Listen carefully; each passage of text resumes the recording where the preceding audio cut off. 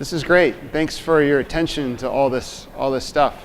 The next 2 sessions are going to be about something that has been, I bet it's been on everybody's mind for this long, but it's been on my mind since at least the beginning of 2010, when we started talking about this at the Meetup group, the Silicon Valley iOS Meetup group. And it's about backends as a service that can help simplify the task of making apps. And maybe you've had the experience of building an app with a company that says, sure, we'll have an API for you. Or yes, here's the person who's already written your API. And you find out maybe already written means has been assigned to start on it, or has very different opinions about testing and quality, or just there's not a lot of communication. And yet the value of the system really depends on all of this stuff working together, and it's much more than just one app. So like anyone seeking special powers, as we expand from just doing apps, we want to be able to build full systems. And there's lots of companies now that talk about backends as a service. And that's great that they have these offerings, but I think what we need sometimes is to step back as developers and talk about what we're experiencing with them, and not just what they say. So they're great companies, by and large, but we want to be able to talk as developers, and we're going to do that in the next 2 sessions. So in this first session, Evan and I are going to talk about Salesforce and Apogee from our perspectives using them. And then as we'll get our lunch and come back in, and Tom is going to moderate a session where several other people who are here are going to talk about their experiences with different backend as a service products. And part of what I'm going to do is also talk about the Renaissance Conference app, which is open source and uses both of those 2 platforms that we're going to talk about. So let me turn it to Evan, and he can introduce you to Salesforce. All right, so I'm going to talk basically about 2 things. One is the Salesforce platform and how it sort of is valuable and of interest and structured for mobile developers. And secondly, general principles about how we approach API design and development for enterprise mobile apps. This is primarily a developer audience. Of this audience, how many people do primarily native coding? That's approximately 100%. Anybody building hybrid stuff? Okay, so it's 10 to 1. I mean, that's about what I expected given Tim's group. So again, Evan Kirchhoff, co-founder of CubeOp, and these days we're mostly doing enterprise app development for clients, client work. So I'm going to show a brief example in the middle of an actual iPad app we developed based on the Salesforce platform. And just because people have been asking me this for the last couple of days, no, we're not part of Salesforce, but I guess it's more common for people who talk about Salesforce to be from Salesforce. So no, we're an unaffiliated company. So basically I'm going to do a brief introduction to Salesforce because this platform is actually not well understood among iOS developers especially. It's marketed obviously primarily at the companies that buy it. It goes to IT admins.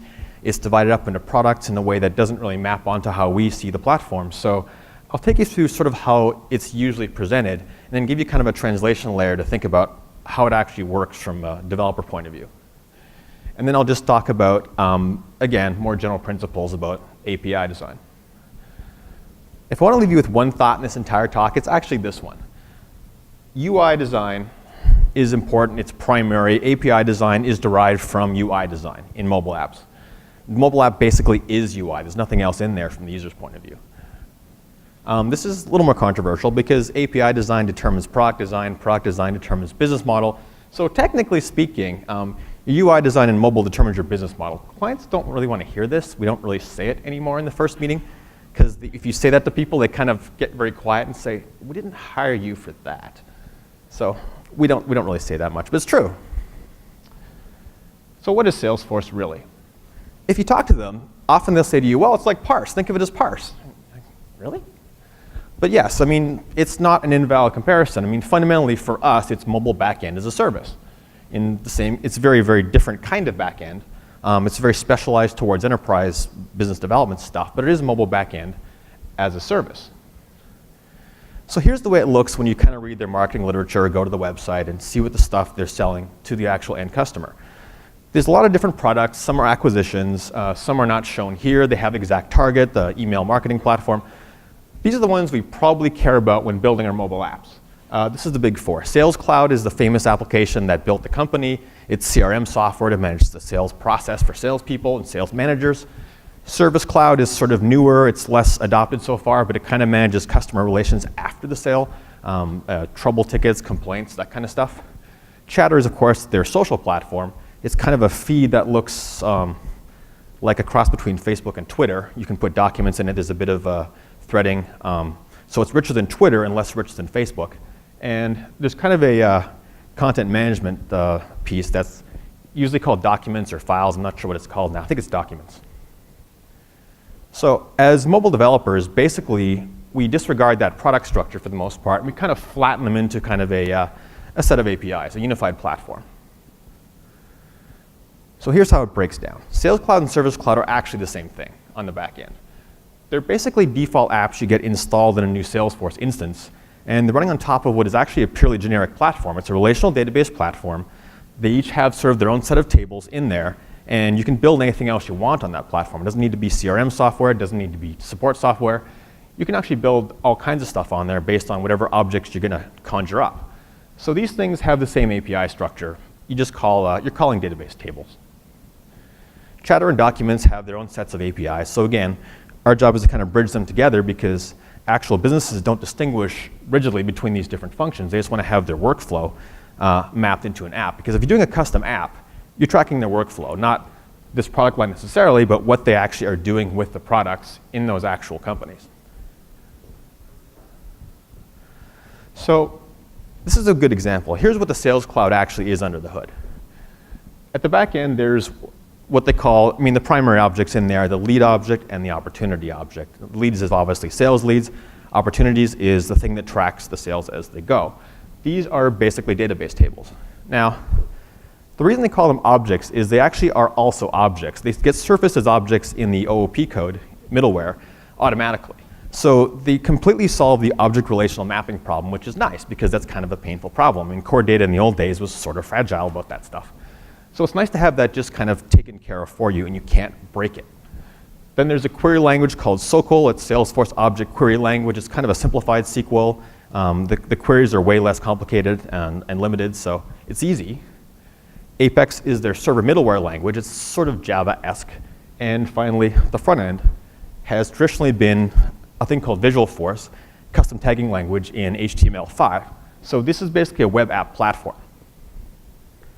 So because it's basically been a web app platform, there's a fairly big developer community that's accumulated over the last 10 years, and they're not really our people, they're web developers.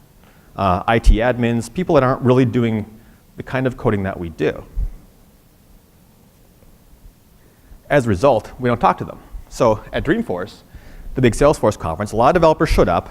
We gave a talk. I said, who here is a mobile developer in this crowd of 200? And there were, I think, 3.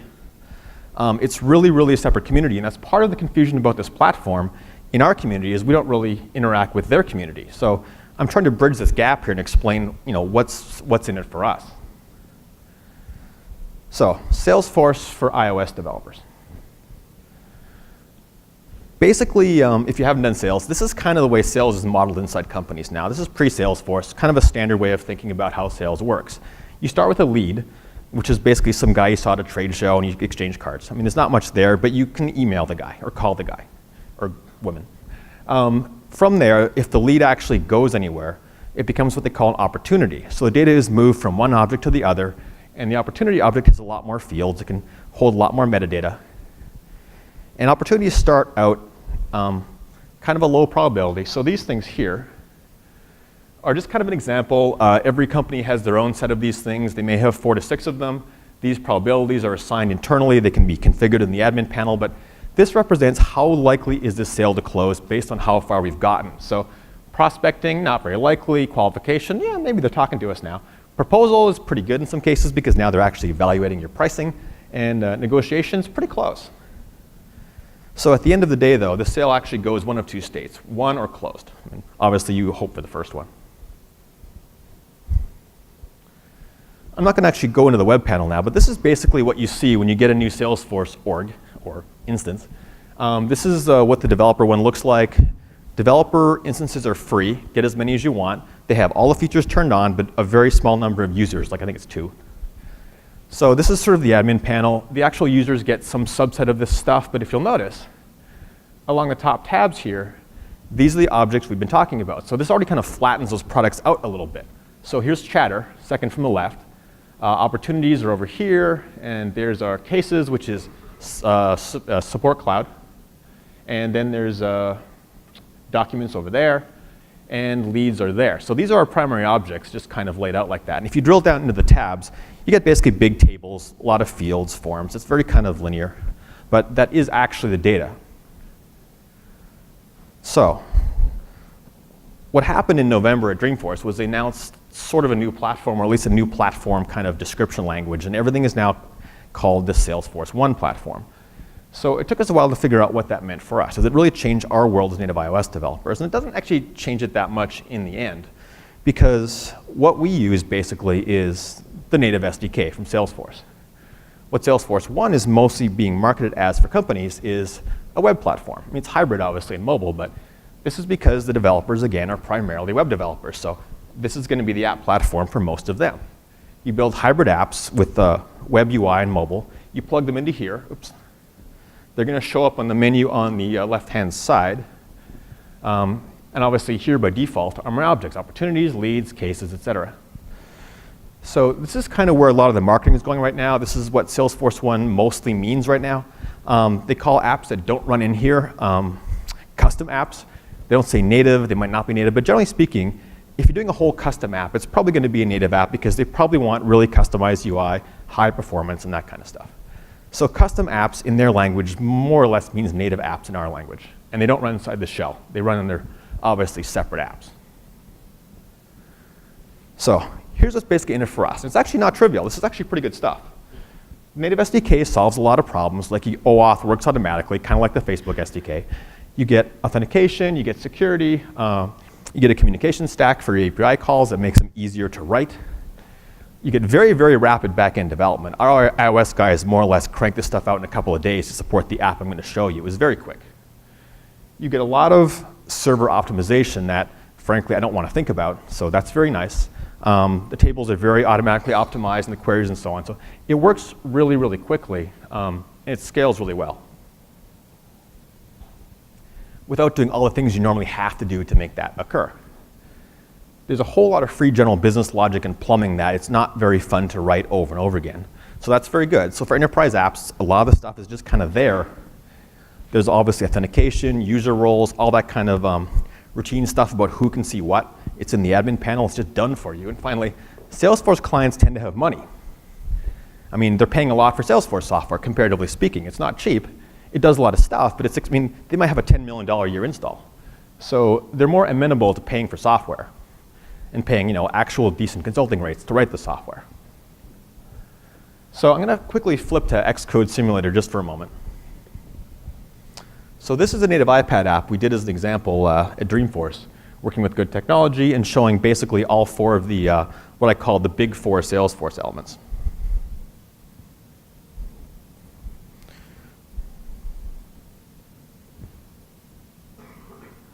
Okay, so I'll drive this thing backwards.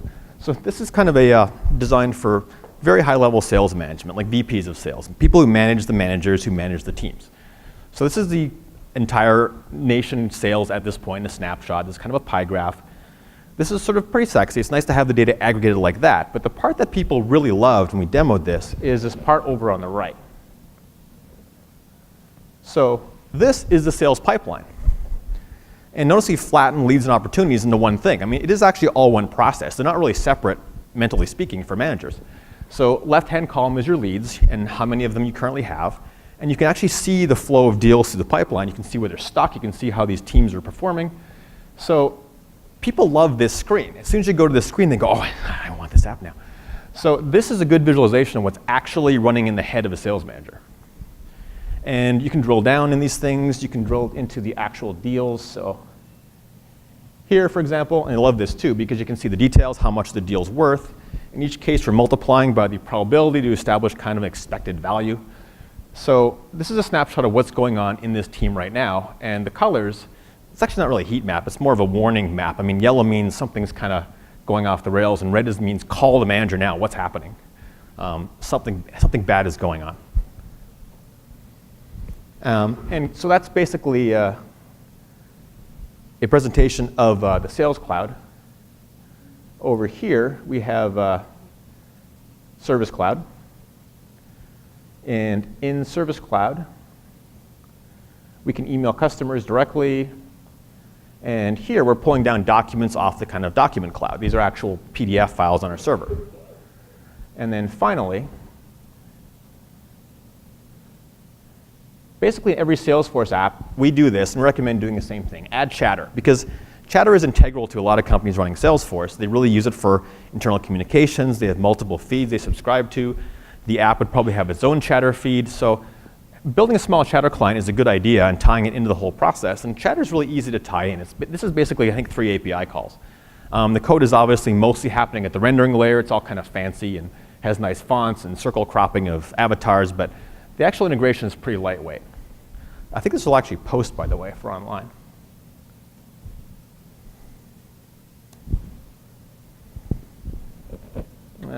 Close the keyboard. Yeah, there you go. Okay, so live chatter, there you go. So that round trip through a Salesforce server and came back as another API call. So go back into Keynote.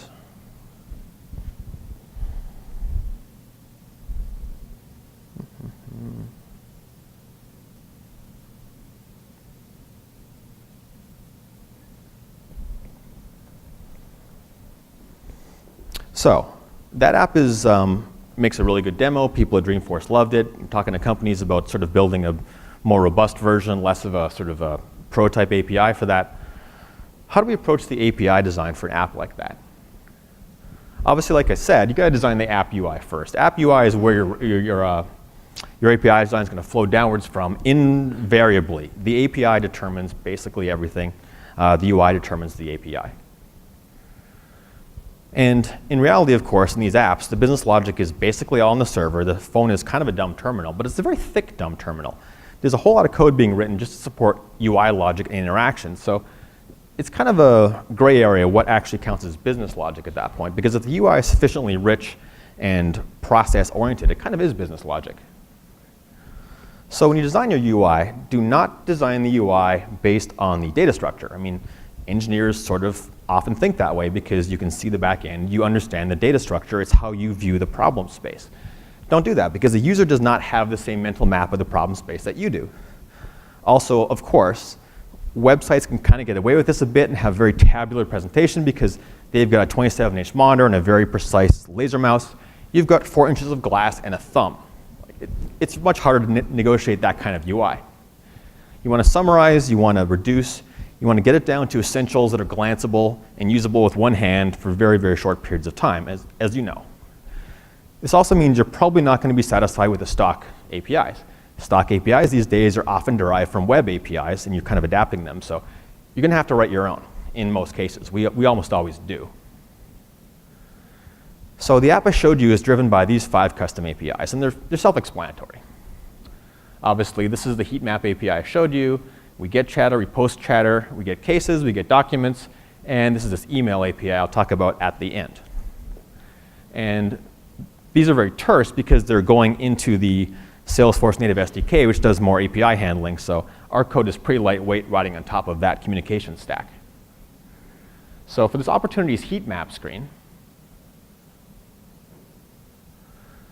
we start with the design phase. This is actually something we don't usually show. This is a kind of brainstorming / high-level app design meeting we did for several hours with the client. You can see the feature list kind of being hashed out. You can see the give and take. There's a couple marker colors, but here, that's actually the opportunities heat map. That is the inception of that feature, and it actually kind of, it's recognizably our feature. So this is where we started. And here's the process that actually happens. So first of all, we have an iOS connection to our custom Apex endpoint. There's a chunk of Apex middleware we have. Don't bother learning the code. If you look at the SDK, it'll tell you how to do this, basically. But this is what it does. It calls this endpoint, it does some method requests, and it gets back a block of JSON, and then serializes that. Here's our Apex code. Again, don't read the code, please. It's not super exciting right now, but it does combine the lead and the opportunity object into a single JSON return. Here's the JSON return. Obviously, it's trivial to turn JSON into an NS dictionary, so now we have a nice native object. And finally, this is the main chunk of the rendering code that takes one of the values, in this case, the amount of sales in the column, and uses some core animation stuff and makes nice graphics. So when you think about planning that kind of architecture out, you have a lot of choices to make. You can sort of have your middleware happening in various ways. You might want to send raw queries and get the response from SOCL. You might want to write some Apex. You might want to have, alternatively, some kind of logic in your app. For example, you could suck down the whole table and then use the app to kind of format that data and sort of reduce it and sort of condense it. So this is kind of an open question depending on use cases. Where should your data live? And data could be, stuff around your business logic versus presentation logic. That's, again, a very, very gray area. Data versus documents, where do they go? What counts as one versus the other? So finally, this is a case that's kind of clearly one direction, but usually done in the other direction. So if you go to the native SDK and the standard APIs, the way they recommend getting documents out of the Salesforce cloud to somebody you're talking to is pull it down as a binary blob, attach to email in iOS, and send from native iOS email client. So it's easy, it works, it's a very familiar thing. So the problem is, in the actual use case, think about this. You're at a trade show, the Wi-Fi is down, 3G is dubious at best. You're trying to meet a prospect and say, oh, I've got this great PDF spec sheet for you guys about this power plant or this new product. It's like 10 megabytes. I'll send it to you right now. So you hit download file, and you wait, and you wait, and you wait, and you wait, and you wait. Maybe it comes down, and you hit email, and you wait, and it probably is going to fail. So that's a problem. One, you're not going to get it done. Two, you can't really queue it up for later in a big stack because it's kind of a single email model. I mean, your device just sits there sending email until it's done. So that won't really work for that kind of use case. This is just, again, default, but not that great. This is what you want to do in this case, we think. You want to move the email stuff to the server, use a native Apex class to grab the documents out of the cloud that's right next to it, and send the emails from there, and reduce the whole thing to one API call in the iOS app. So that allows for, obviously, much lower use of bandwidth. It's like one trivial couple of byte API call, not a 10 megabyte round trip. And you can do all kinds of queuing logic. You can have the app poll the network to see if it's time to send email yet every 5 minutes. So a lot of stuff is just more usable at that point based on APIs. I won't show you the Apex class. It's not super interesting. But basically, Apex is pretty terse. There wasn't much middleware in that thing I showed you. And we built it very, very quickly. So the value of the platform for us is rapid data to APIs at the end of the day. Thank you.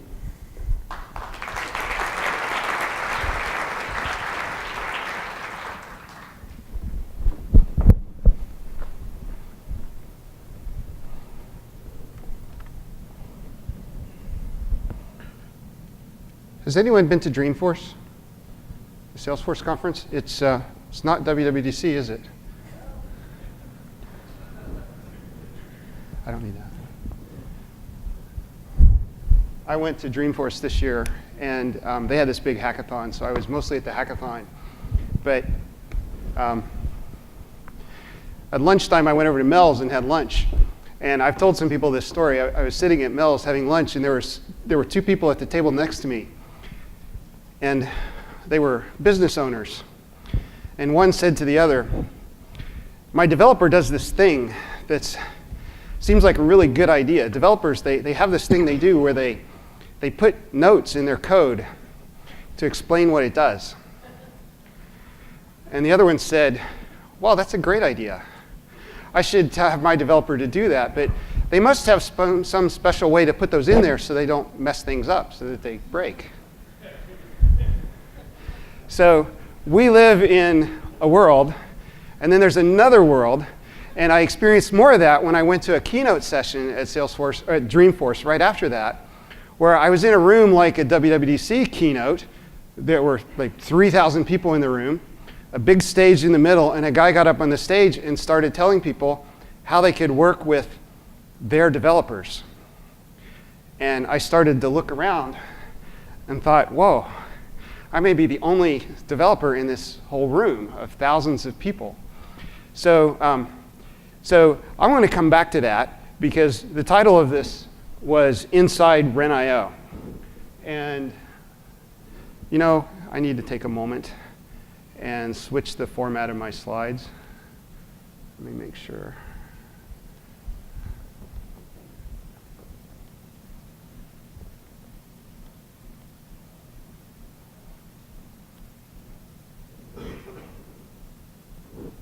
That's better. OK. So Ren.io is the hashtag that I hope you all use for the conference. And to help reinforce that, I decided to call the conference app #Ren.io. It's in the App Store. I hope you have it. I hope you've used it to submit reviews because we're going to use those reviews to go show Salesforce and other companies why it's great to sponsor us for this conference. And I also hope you take a look, or if you're interested, it's on GitHub. It's open source. I'm curious, has anyone tried to clone this and build it and looked at it and thought, what in the world is this? Anybody done that yet? John, you thought, what in the world is this? Maybe. Well, so I want to tell you two things about this, and we'll not delay lunch too much. The first thing is that it's built on the Salesforce and UserGrid platforms. I want to give you a high-level, quick view of those things. And then it's a native iOS app, but it's customizable in ways to make it act like a web app in some important components. So first, let's talk about Salesforce. Evan spent a lot of time talking about the Salesforce way of thinking and the schema and sales calls and various stages in the sales process. When I looked at it, I saw a web API that I could use to design a custom schema, kind of like you can do in Xcode when you build schemas for core data. And I used it to create a schema for the conference. So I created session objects and added attributes to those and speaker objects and so on. And it has a really simple REST API to use. And it does have an SDK, but the SDK has a lot of things in it. It has actually so much in it that it needs some special configuration when you first set it up. So to use the SDK, Salesforce recommends that you first install Node so that you can use the Node package manager to install the SDK and get everything set up, which is interesting for an iOS developer. But the big thing about Salesforce that is really interesting is that the people that you work with who aren't programmers can easily use it to manage information for you in forms inside Salesforce. And I think that's why Salesforce has become so popular in big companies, because there's usually a single person or two who are the dedicated Salesforce admins who set all these things up. And then there are scores of people who fill out forms online to manage information. That information can be more than just sales information. It could be content for a conference app. So the conference app is actually represented in Salesforce with a set of things. This is one snapshot of that, where this is like the main screen for the conference. And as we scroll down the screen, we can see the various objects that are being modeled for the conference. And so there's some conference details. There's the sessions. I scroll down further. There's the sponsor information. There's the news items. All this stuff that you see when you refresh the app and you look at it is actually in Salesforce. And for example, one of the sponsors, the Salesforce record for their sponsorship, is described here. And it's very easy to, with your mouse in a web view, click on this thing, edit any of these fields, and publish, and it's done. So you don't have to be able to edit YAML files. You don't have to run code. You don't have to know how to use Git. It's all right here. All a person needs to do to manage content with Salesforce. And that's really useful when you don't have time to build your own CMS for your system. So I also said Salesforce has a really simple REST API and kind of a big SDK. So when I was approaching Dreamforce, I looked at the REST API and just wrote some simple wrappers for it that are in this is the Xcode project that's all open source. There's two files that are highlighted there, the Salesforce connection.hnm, and in that there's a set of methods that create NSURL requests that you can use to access the Salesforce API. I'll come back to this idea, but generally I prefer, when I'm dealing with web services to get NS mutable URL requests so that I can make the request myself and know how things are going to go with that. So everything that I did in those files was made possible by reading this one PDF. So if you look on the Salesforce website, you're going to find worlds and worlds of documentation. This is, to me, the most valuable piece of documentation on the Salesforce, the developer.salesforce.com website. And there's a link here. I'll make sure you can all see that. So it's really simple. It uses OAuth 2 for authentication, which basically means you have to do something to get a token. Then you put that token in your headers, and you're good. So you can just stick a token in your headers in your NS connection and go. So that's Salesforce. Now, I've also mentioned Apogee. Apogee has, well, Ed was here yesterday and talked about UserGrid and described it. It's an open source product that's intended to be kind of almost a universal backend as a service. That's a big word, universal. It's a very broadly useful backend as a service. It's schemaless, like a MongoDB database or Cassandra on which it's based. It's a document store. You can put anything that you can represent in JSON or a plist. And so for us, think anything that you can put in a plist, you can put into an entity on UserGrid and save it. In the cloud, it's backed up, it's redundant, it's sort of CDN distributed so that people can get to it. They really work on distribution. And you can use that to drive your app. You can use that for information like this conference information in your app. So it has some advantages particular to UserGrid and Apogee. And one is that it has very high capacity. Another is that it has, and it's also very low cost. It's free for us to very high levels of usage. Apogee's main customers for UserGrid, as Ed mentioned, are big enterprises like big retailers, giant pharmacies that have photo services. Those APIs are built on Apogee services. It has some advanced user controls that I'll illustrate in a bit. And again, it's open source. And not to be too particularly dogmatic about open source, to be practical about open source, it means that if Apogee got bought by a company that I didn't like, or that I couldn't trust, or that some surprise happened, you could take that repository and deploy it somewhere else. And you can do that right now. Last week I went to a hackathon at Apogee and set up a DigitalOcean instance. The minimum size instance of those are $5 a month, and got one of those instances running UserGrid in I don't know, maybe it took me an hour, but now that I've worked out through some of the bugs, you can do that right away. You can write a script to do that and just deploy those things immediately. So this is the UserGrid repo on GitHub. It's part of the the Apache project. It's built on things that I'm afraid to touch, like Java 7 and Cassandra. I can run that, but that's about all I want to do.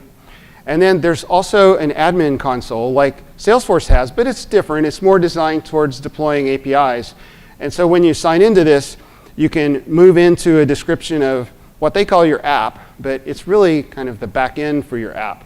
So to drill down into this, this is that same kind of detail that we had for the app on Salesforce, but on UserGrid. And you can see we've got some sessions here listed on the lower right. And as I zoom into that, I have the description of one of these sessions. And so this is how the session information that's stored in the app is represented on Apogee.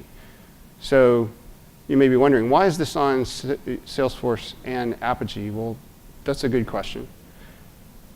This is the editor for that information on Apogee. And the way you edit one of these records is you edit that JSON document directly. And then you hit validate JSON. So we're probably OK with that. But you wouldn't want to take that in an organization and deploy that to a bunch of people who aren't used to matching their brackets and their quotes and things, and that would just be a support mess.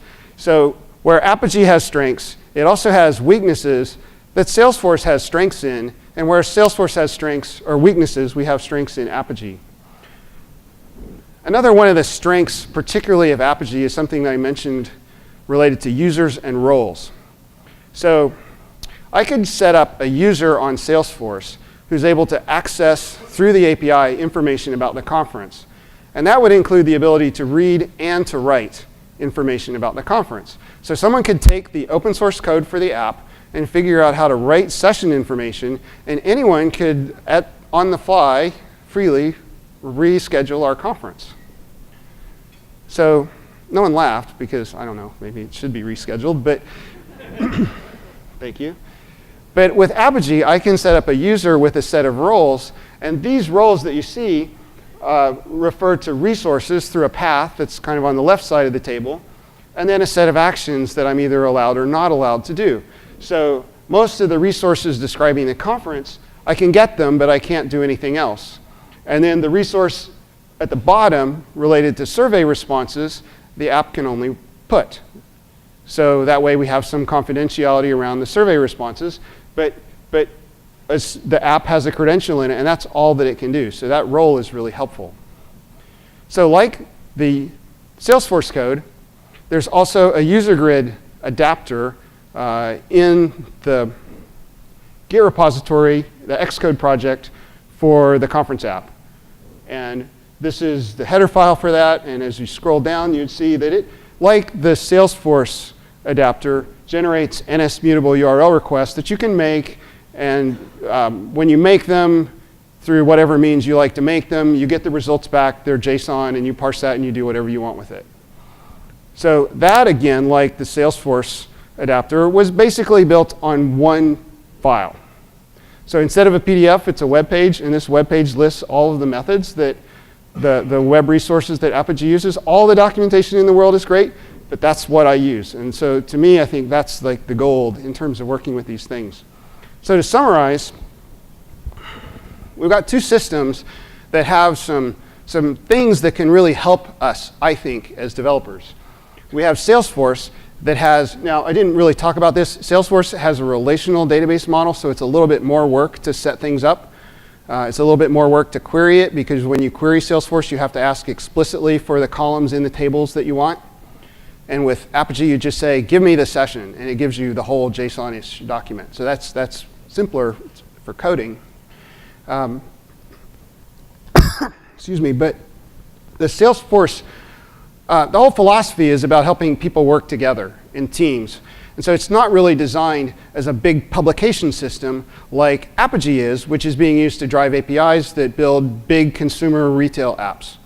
But they both have a simple REST API, so it really only took, I may have spent an hour writing a bridge that sucked the data out of Salesforce and put it on Apogee. So the kind of the flow for managing the conference information is we edit it on Salesforce, I run a script, and it's published on Apogee, and then when you update in the app, you see the newest information.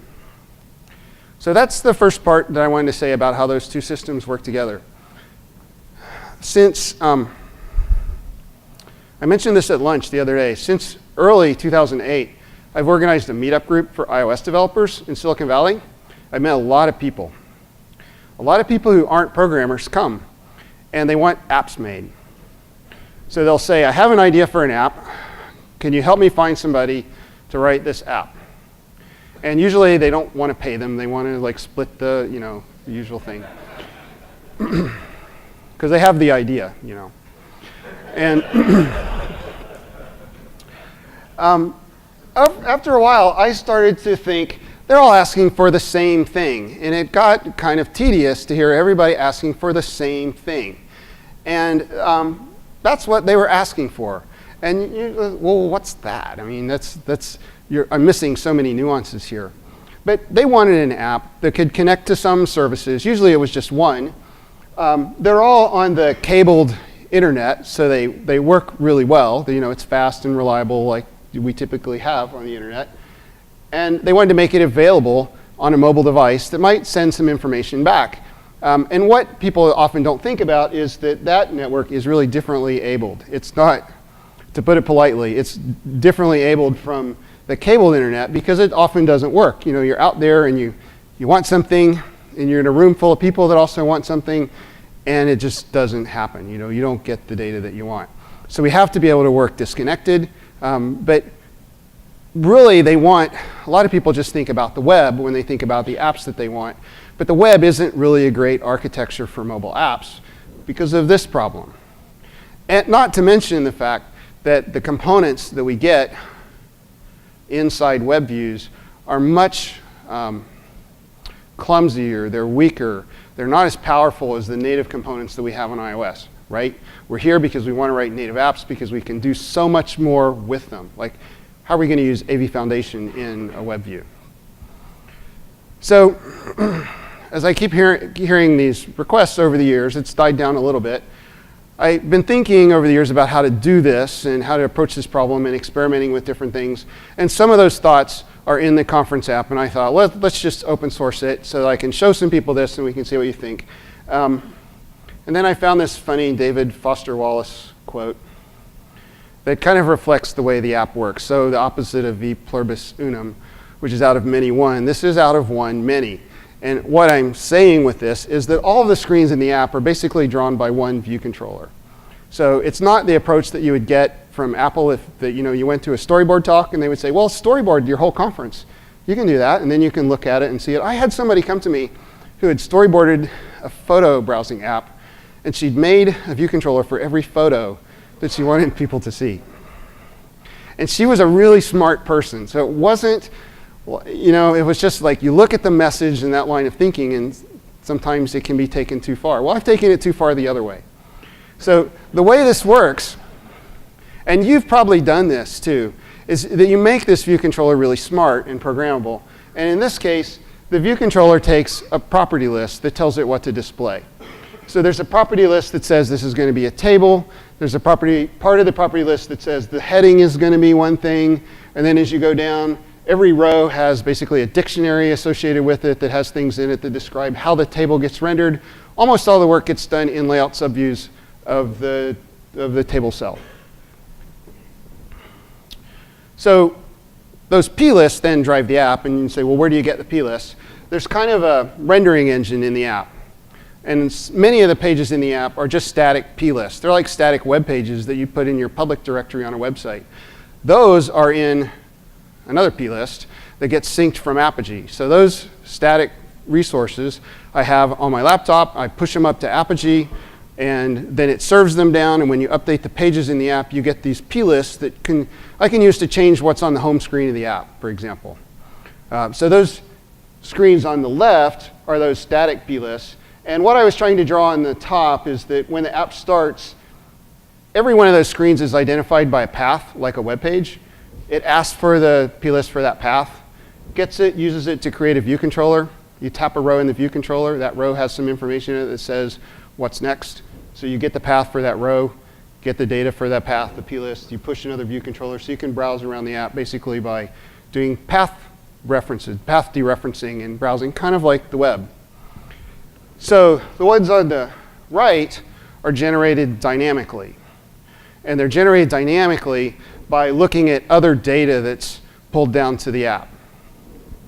So for example, the speaker list that's kind of on the left side, right under the words page generators, that just pulls the list of speakers and makes sure they're sorted alphabetically, puts them in sections, and there's code that runs to do that. That code is actually not in Objective-C. It's in something else that I put in there, and I'll give you a glimpse of it. You can look at it in the app. It's a really simple scripting language that I worked on a while ago, and it's there. Look at it. I don't want to talk about it here other than to just put up this. So about 10 or 12 years ago, Philip Greenspun remarked that, who is a Lisper, he said, any sufficiently complicated C or Fortran program contains an ad hoc, informally specified, bug-ridden, slow implementation of half of Common Lisp. And that's actually my version of that, which is at that website, which is in the app. I've made improvements over the years to this so that it would run better on iOS. And this version is just two source files that I drop into the app, a header and a .m file. I drop it in, and I have a scripting language built into the app. So I did also say that the Plists for your static pages are downloaded from Apogee. The code that is used to render these pages are not, because of a certain rule that you may know about from Apple that says you should not download code to be executed in an app. So that's a discussion to have with Apple. I don't know if anyone has tried to use dynamic type to change the size of text or notice that the app supports that. Fully supports it throughout the app because it was easy. I only had one view controller to fix to make that work. And the trick for this actually was part of just making the view controller rich in the first place. And that was that whenever I represented text in the app, well, in most places, I would use Markdown instead. And Greg Weber was here a couple days ago to talk about music. He also has an open source repository on GitHub that supports converting Markdown into attributed strings. So every time a page gets drawn, so in the background, that's the plist for that screen on the top right. And the stuff that's sort of yellow, that's the Markdown. And really, when you tap around and move through the app, it's rendering Markdown. It's that fast. So I've got an iPhone 5S, so I guess I can get away with it. But I think that's where we're going, and we can do that.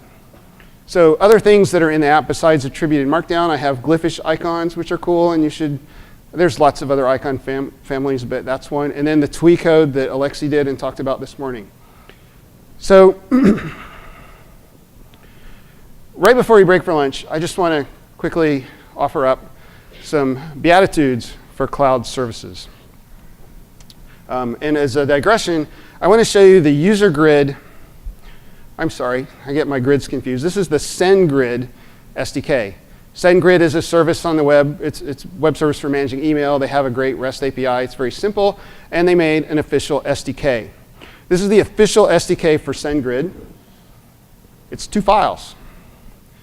And the Objective-C file is only 178 lines long. There's not really much in this thing. Basically, well, that's the header file, so it only has a few methods. And what it's doing is setting up a request to send an email and making it. So it's really just adding a dependency to my app on AF networking. That's about all it does. It creates an NS mutable URL request or the equivalent, and then forces me to link in AF networking if I'm not already. So that's my first beatitude, which is blessed are the SDKs that call protocols instead of components, because good developers like to control dependencies. If I'm not using something, the last thing I want to do is bring an SDK in off the shelf that forces me to pick up some new component that may be incompatible with what I'm doing, or worse. The next one you saw earlier in both of my mini SDKs, which is blessed are the SDKs that prepare HTTP requests instead of making them, because good developers like to control network risk. So one of my concerns with many of these cloud frameworks is that you ask for an object, and if you've got it, you get it, and if you don't, there's a network request, and maybe you are using blocks so that it's asynchronous, but you really don't have the predictability that you might want for this. And then finally, you notice I had 2 sets of code for dealing with Salesforce and with UserGrid. Why is that? If I wanted to do this with parse, I have another set of files. If I wanted to do this with StackMob, I'd have another set of files. Or if FatFractal is here, hi, we'd have another set of, I don't know, you may have solved this problem.